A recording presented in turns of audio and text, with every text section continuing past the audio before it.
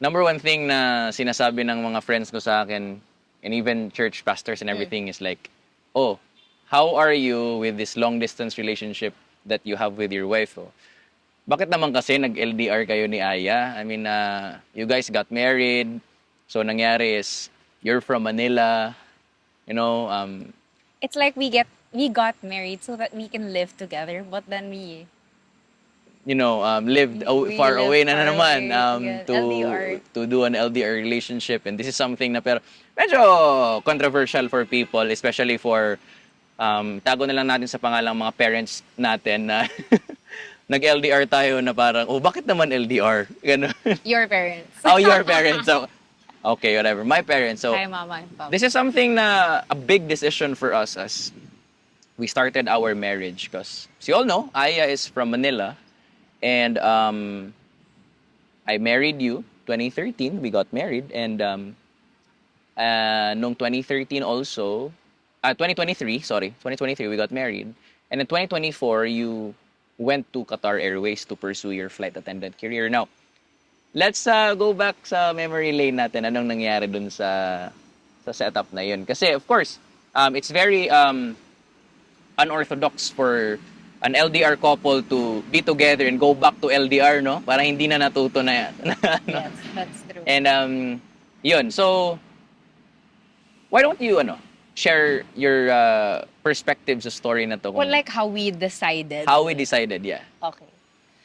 This is pretty interesting because I was already applying for Philippine Airlines before. I actually had my papers ready and all of that. I was gonna start training na lang. Yun na lang talaga. Everything is ready. They're Yeah. just waiting for We weren't married yet. for me to join the training, like day one of training. Yeah. So what happened was I wasn't able to join at all Yeah. because at that time I was already considering getting married. Like I wanted to end the LDR. Right. This was 2022. Yes. Right? And just, find a job here, maybe like home-based or I don't know, anywhere here in Cagayan de Oro. Yeah. That was the plan. So, I would say it wasn't like a dream talaga to be a flight attendant. Maybe when I was younger. But 2022, that was 2022 when I was processing for PAL, I went for it because I had that desire and Right. parang yun, I'm pretty sure I pray for this. God leads by desires. Yeah. And nung time na yun, I just had it in my heart. I suddenly had it in my heart na, I was looking for a job. Ano kayang pwede kong gawin? Yeah. I was in between jobs. I just ended my contract with a company, With the school. with a school. And then, so now what's next for me? And then I just had it here. I don't know where it came from. Yeah. Kasi di naman ako parang exposed to like on social media, like in flight attendants and stuff like that. So I knew, as it was just sitting in my heart, that it was God. So I applied, and true enough, it was God. Because before, just to share the story, I used to apply for airlines, but it was always rejection. Yeah. How many times did you get times. rejected?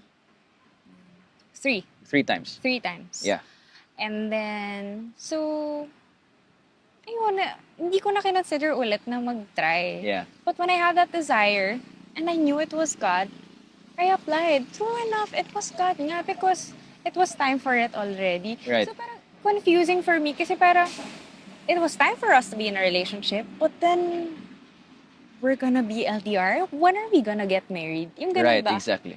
So when we got married naman, I was also applying for jobs. Puro rejection. So this was 2023 na. This is 2023 now when we got married. I got one job, but it only lasted for 1 month because they had to, they call this cost cut. Yeah. So I was laid off. And then after that, I couldn't get any job for some reason.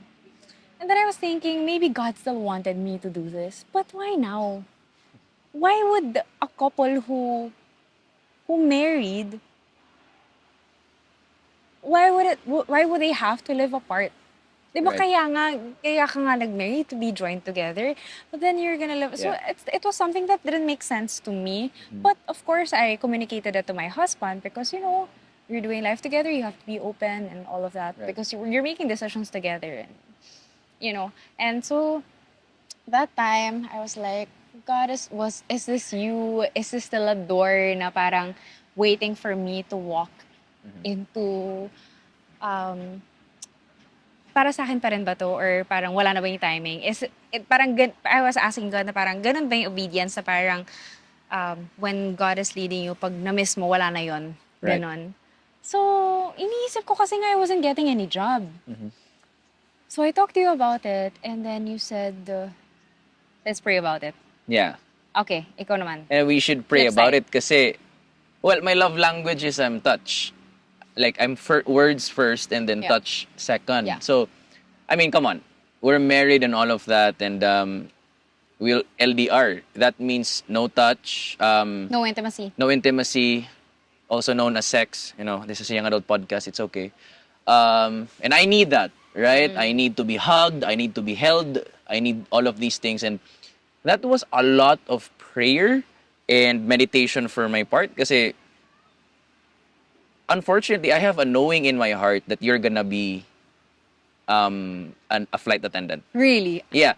I didn't know that. Like, here's the thing. When you expressed your desire to be a flight attendant, this was mid 2023, right? Then we talked about this and I was like, love, why don't you go be an FA?